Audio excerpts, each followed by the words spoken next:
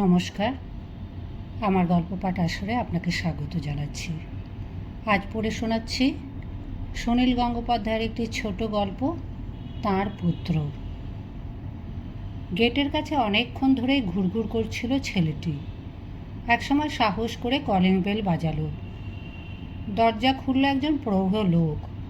কোনো কিছু জিজ্ঞেস না করে প্রশ্নসূচক চোখে চাইল ছেলেটির দিকে। ছেলেটির বয়স 21 কি 22। প্যান্ট ও শার্ট পরেছে, কিন্তু দেখলে মনে হয় ও দুটোই তার নিজস্ব নয়। প্যান্ট বেশ বড় ও ঢলঢলে, শার্টটা খুবই ছোট। বুট জুতো পরেছে, তবে জুতোর ওপর দিকটা ফাটা ফাটা। ছেলেটি সপ্রতিভ হওয়ার চেষ্টা করে বলল, গগনবাবু কি বাড়ি আছেন? আছেন। একটু দেখা করতে পারি? প্রৌঢ় ব্যক্তিটি ছেলেটির আপাদ মস্তক আর একবার দেখে নিয়ে বলল, কোথা থেকে আসা হচ্ছে? আমি আমি বউবাজারে থাকি। বিশেষ কোনো দরকার আছে? উনি এই সময়টা ব্যস্ত থাকেন। আমি মানে গগনবাবুর চেনা একজনের কাছ থেকে একটা চিঠি নিয়ে এসেছি, ওনার সঙ্গে একটু কথা বলবো। ঠিক আছে, এসো। ছোট বারান্দা পেরিয়ে বসবার ঘর, সেখানে ঢুকতে গিয়ে ছেলেটি জুতো খুলতে যাচ্ছিল। প্রৌঢ়টি বলল, জুতো খুলতে হবে না, ঠিক আছে। ভেতরে সোফা কোচ সাজানো।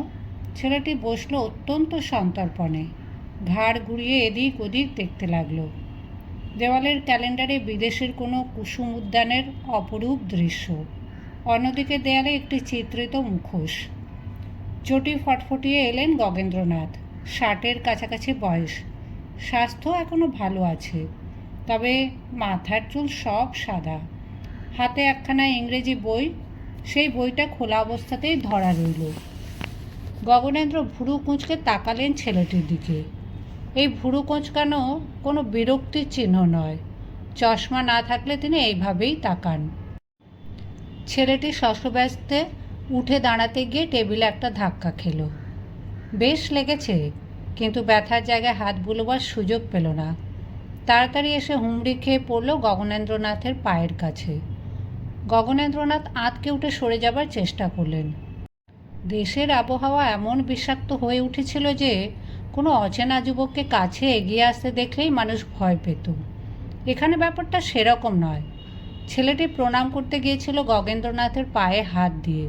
অতি ব্যস্ততার জন্য তার ভঙ্গিটি স্বাভাবিক হয়নি। গগনেন্দ্রনাথ ব্যাপারটা হৃদয়ঙ্গম করতে পেরে বলেন, আরে হয়েছে হয়েছে, বসো বসো। ছেলেটি তবু দাঁড়িয়ে রইল। গগনেন্দ্রনাথ নিজে বসে তারপর হুকুম করলেন, দাঁড়িয়ে রইলে কেন, বসো। কি ব্যাপার? ছেলেটি বসে পড়ে, মাথা নিচু করে মুখ খুঁজছে, কথা খুঁজে পাচ্ছে না। গগনেন্দ্রনাথের বিশাল ব্যক্তিত্বের সামনে ছেলেটি খুবই ছোট হয়ে গেছে। গগনেন্দ্রনাথ জিজ্ঞেস করলেন, কি নাম তোমার? সত্যকাম দত্ত। কোথায় থাকো? বউবাজারে।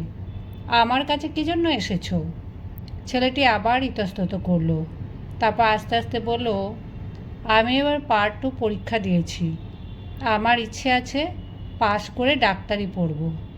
তা বেশ তো। আমি খুব ছোটোবেলা থেকেই ভেবে রেখেছিলাম আমি বড় হয়ে ডাক্তারি পড়ব। ডাক্তারিতে আজকাল ভর্তি হওয়াই তো খুব শক্ত। ভালো রেজাল্ট না করতে পারলে তো সুবিধে হবে না। আমার আশা আছে আমার রেজাল্ট ভালোই হবে। আরও একটু ভালো হতো যদি পরীক্ষার আগেই আমার টাইফয়েড না হতো। সেই জন্যই বোধহয় স্কলারশিপ পাবো না। তুমি ম্যাট্রিকে কোন ডিভিশনে গিয়েছিলে? ম্যাট্রিক তো নয়, স্কুল ফাইনাল।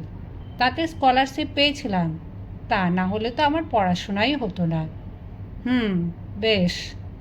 সেই জন্যই ভাবছি এবার যদি স্কলারশিপ না পাই তাহলে ডাক্তারি পড়ব কী করে। গগেন্দ্রনাথ মনে মনে শঙ্কিত হলেন। এ তো মনে হচ্ছে সাহায্য চাইবার আবেদন।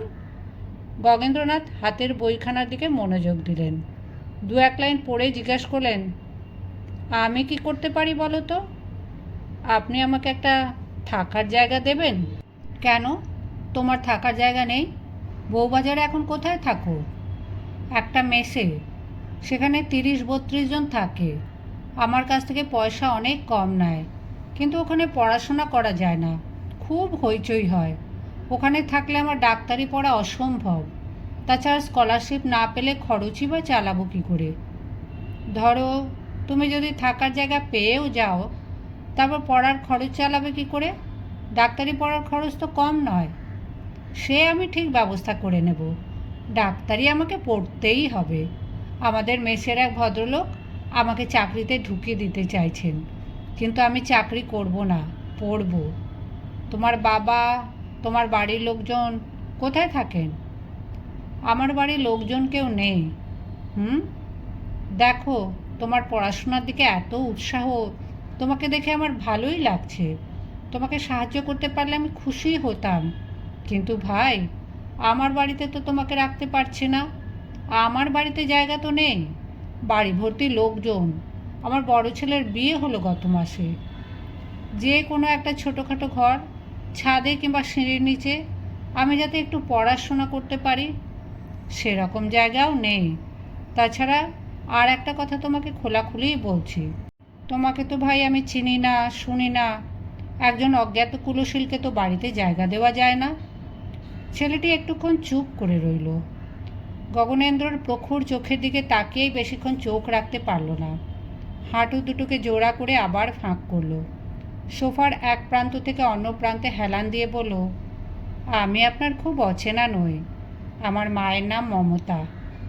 ছেলেটি খুব আস্তে আস্তে কথা বলছিল বলেই বোধহয় গগনেন্দ্র ঠিক শুনতে পেলেন না। জিজ্ঞেস করলেন, তোমার মায়ের নাম কি বললে? আমি চিনি। আমার মায়ের নাম মমতা। মমতা? মমতা? তোমার বাবার নাম কি? ছেলেটি আরও আস্তে আস্তে তখন খুব ভয় পেয়ে গিয়ে বলল, আমার বাবাকে আমি কখনো দেখিনি। আমার মা বলেছিলেন আমার বাবার নাম গগনেন্দ্রনাথ দত্ত। গগনেন্দ্র আমূল চমকে উঠলেন, প্রায় চিৎকার করে বললেন, মমতা? মিথ্যে কথা বলেছে, সম্পূর্ণ মিথ্যে কথা। মমতা কোথায়? সে তো বেনারসে। বেনারসেই আমার জন্ম। এখন সে কোথায়? মা মারা গেছেন। গগনেন্দ্র নির্বাকভাবে তাকিয়ে রইলেন ছেলেটির দিকে। ছেলেটির মুখে মমতার মুখের আদল আছে। 20-22 বছর আগে মমতাকে পাঠিয়ে দেওয়া হয়েছিল কাশিতে। অবনীর সঙ্গে নিয়ে গিয়েছিল। ফিরে এসে অবনী বলেছিল মমতা এক ধনী মারোয়ারির নজরে পড়েছে। তখন তিনি স্বস্তির নিঃশ্বাস ফেলেছিলেন। বিধবা হওয়ার পর মমতাকে গগনেন্দ্র আর অবনী একটা বাড়ি ভাড়া করে দিয়েছিলেন রামবাগানে। মমতার শরীরে তখন রূপের আগুন। আত্মীয় স্বজন হারা নিরাশ্রয় সেই মেয়েটিকে অন্যরা ছিঁড়ে খুঁড়ে খেতই।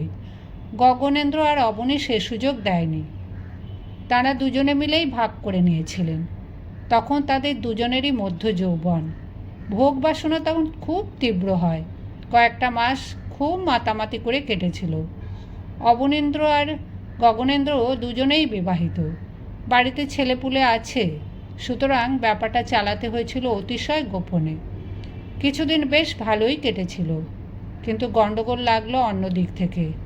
মমতাকে যে পাড়ায় ঘর ভাড়া করে রাখা হয়েছিল, সে পাড়ার কয়েকজন মস্তান ছেলে নজর পড়েছিল মমতার দিকে। তারা পেছনে লাগলো। সে পাড়া থেকে উঠে গিয়েও নিস্তার পাওয়া গেল না। ছেলেগুলো ঠিক গন্ধ শুঁকে শুঁকে এলো এবং হামলা করতে লাগলো। ব্যাপারটা এমনই যে এই জন্য পুলিশে খবর দেওয়া যায় না। শেষ পর্যন্ত অবস্থা এমন দাঁড়ালো যে অবনী আর গগনেন্দ্র মমতার কাছে গেলে সাংঘাতিক একটা কেলেঙ্কারিতে জড়িয়ে পড়ার সম্ভাবনা। মমতার বাড়ির সামনে মস্তান ছেলেগুলো 24 ঘন্টা পাহারা দেয়। তারা ওদের দেখলেই হইচই বাঁধিয়ে পাড়ার সব লোক জড়ো করবে। সবচেয়ে বড় ভয় পারিবারিকভাবে জানাজানি হয়ে যাবার ভয়। গগনেন্দ্র একবার ভেবেছিলেন তিনি বেমালুম কেটে পড়বেন। অবনীরও তখন সেই রকম মনোভাব। কিন্তু মমতাকে একেবারে এসব নেকড়োদের মধ্যে ছেড়ে দেওয়ারও বিপদ আছে। পুরোপুরি বেশ্যা হওয়ার মতন বুদ্ধি নেই তার। সে নরম স্বভাবের মেয়ে। যদি পুলিশে ধরা পড়ে আর কান্নাকাটি করে সব বলে দেয়, তাহলেই গগনেন্দ্র আর অবনীর নাম জড়িয়ে পড়বে। শেষ পর্যন্ত ঠিক করলেন মমতাকে অন্য কোথাও পাঠিয়ে দেওয়ার। আর কোনো উপায়ান্তর নেই। অবনী সেই ভার নিয়েছিল। বেনারসি বাঙালি বিধবাদের আদর্শ জায়গা। গগনেন্দ্র বেশ কিছু টাকা দিয়েছিলেন। যদিও তার সন্দেহ হয়েছিল অবনী বেনারসে গিয়ে আরও কিছুদিন ফুর্তি লুটবে, সুতরাং অবনেরই বেশি টাকা দেওয়া উচিত। সেসব কতকাল আগের কথা, 20-22 বছর পেরিয়ে গেছে।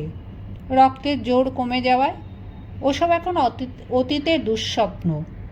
অবনী মারা গেছেন গত বছর, হঠাৎ হার্ট স্ট্রোকে একদিনেই শেষ। গগনেন্দ্র খাওয়া দাওয়ার ব্যাপারে সাবধানী, সিঁড়ি দিয়ে ওঠেন আস্তে আস্তে। তার মেজ মেয়ের 2 সন্তান, নাতি নাতিদের নিয়ে তিনি এখন পরিতৃপ্ত দাদু। একটা কথা গগনেন্দ্র স্পষ্ট মনে আছে, বেনারস যাবার সময় মমতা গর্ভবতী ছিল না। সেরকম কোনো কথা সে জানায়নি ঘুণাক্ষরেও। সুতরাং তারপরেও যদি কিছু হয়ে থাকে, সে দায়িত্ব অবনীর কিংবা 12 ভূতের। ও অবনীটা এত শয়তান, কোনো দিন এসব কথা বলেনি। ভাবতে ভাবতে গগনেন্দ্রর ঘাম এসে গেল। গগনেন্দ্র ছেলেটির দিকে তীব্র চোখে চাইলেন। এ ছেলেটা কি তাকে ব্ল্যাকমেল করতে এসেছে?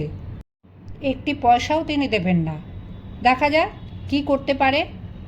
অতদিন আগেকার ব্যাপার, স্ক্যান্ডাল রটালেও কেউ বিশ্বাস করবে না। গগনেন্দ্র সমাজে একজন প্রতিষ্ঠিত মানুষ, তার বিরুদ্ধে ওইটুকু একটা ছেলের মুখের কথার কী মূল্য আছে? গগনেন্দ্র কড়া গলায় জিজ্ঞেস করলেন, হঠাৎ এতদিন বাদে তুমি আমার কাছে এসেছো কী মতলবে? ছেলেটির লজ্জায় প্রায় মাটির সঙ্গে মিশে বলল, আমি আসতাম না, কিন্তু কলকাতা শহরে কে আমাকে থাকার জায়গা দেবে?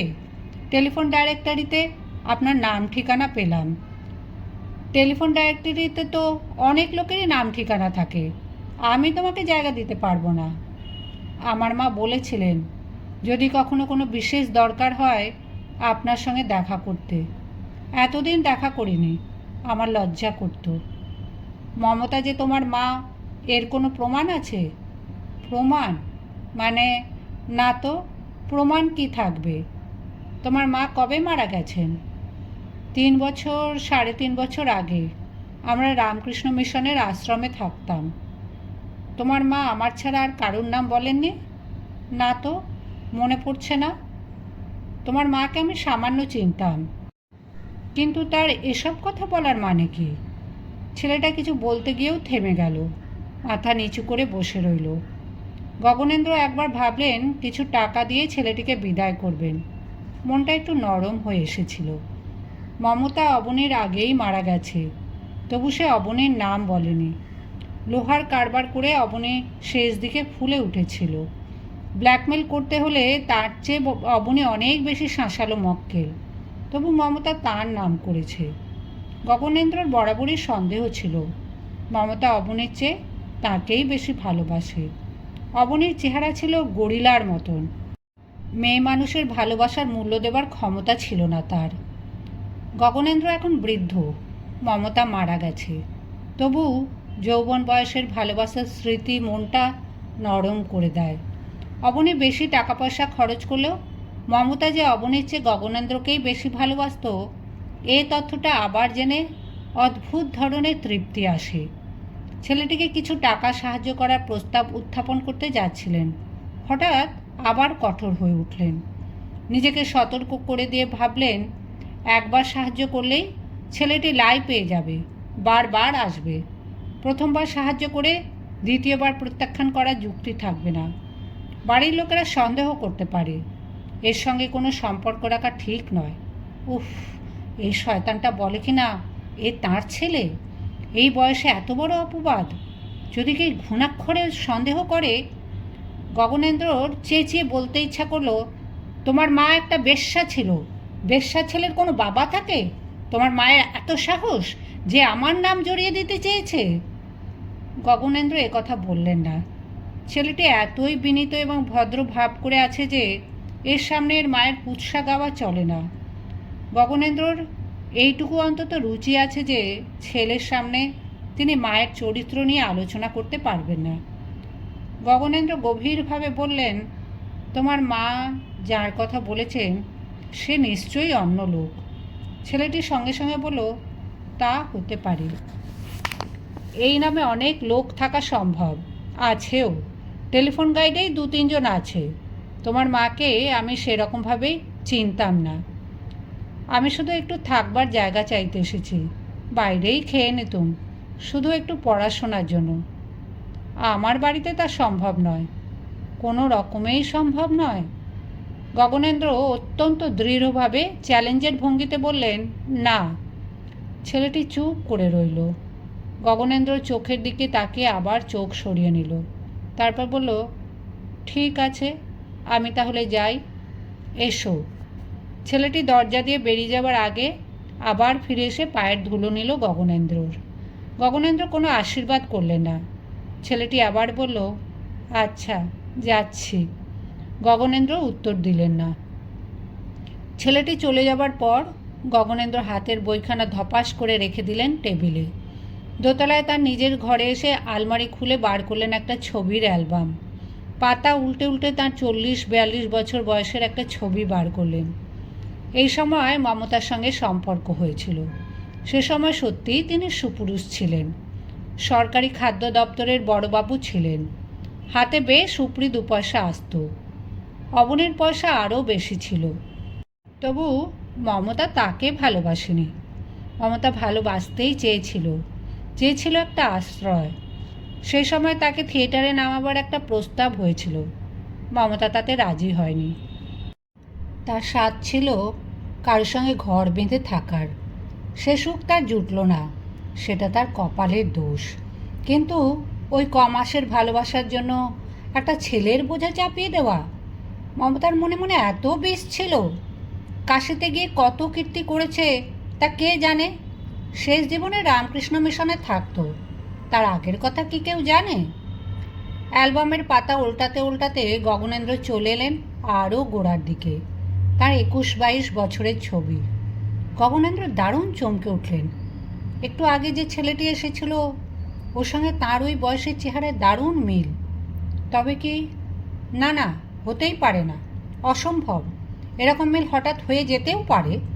কি ভাগ্যিস তার বাড়ির আর কেউ ছেলেটিকে দেখেনি, শুধু বনমালী দেখেছি। সে কিছু বুঝবে না, তার গিন্নি দেখলেই নিশ্চয়ই কিছু সন্দেহ করত। মেয়েরা চেহারার মিল বেশি বুঝতে পারে। ছেলেটা কি আবার ফিরে আসবে?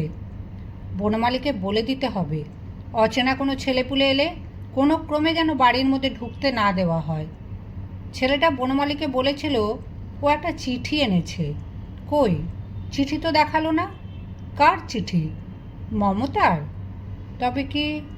না, হতেই পারে না। মমতা বেনারস যাবার সময় কিছুই বলেনি। অ্যালবামটা বন্ধ করে সন্তর্পণে রেখে দিলেন আলমারিতে। তারপর ইজি চেয়ারে বসে পায়ের উপর পা তুলে চোখ বুজলেন। সঙ্গে সঙ্গে গগনেন্দ্র চোখে ভেসে উঠল একটি 21-22 বছরের ছেলের চেহারা। ওই ছেলেটি নয়, তার নিজের, তার প্রথম যৌবন বয়সের। বিএ ক্লাসে ভর্তি হয়েই গগনেন্দ্র খুব বিপদে পড়েছিলেন। হঠাৎ তার বাবা মারা যান। অনেকগুলো ভাই বোন নিয়ে বিষম আর্থিক দুরবস্থা। বিএ পরীক্ষার ফি পর্যন্ত জোগাড় করতে পারেনি। সাহায্য করার কেউ ছিল না। দূর সম্পর্কের এক কাকার কাছে গিয়েছিলেন পরীক্ষার ফির টাকা চাইতে। সেই স্বার্থপর কৃপণ কাকা মাত্র 2 টাকা দিয়ে অপমান করে ফিরিয়ে দিয়েছিলেন। সেই বাড়ি থেকে বেরিয়ে এসে আজ এই ছেলেটিকেও ফিরিয়ে দিলেন গগনেন্দ্র। ছেলেটির পড়াশোনা করার আন্তরিক স্বাদ। শেষ পর্যন্ত বোধহয় ওর ডাক্তারি পড়া হবে না, কেরানির চাকরি নিতে হবে।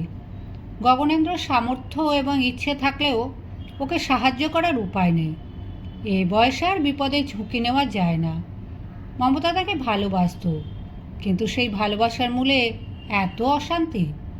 ছেলেটি যদি মমতার নাম উচ্চারণ না করত, তাহলে কি তিনি তাকে সাহায্য করতে পারতেন? ছেলেটি পড়াশোনা করার জন্য একটু থাকার জায়গা চেয়েছিল। কিন্তু যে পুত্র পরিচয় দেয় সে যদি সম্পূর্ণ বাড়ির অধিকার দাবি করে, ওই ছেলেটি তা করেনি। মৃত গগনেন্দ্র 2 চোখ দিয়ে জলের ধারা গড়িয়ে নেমে এলো।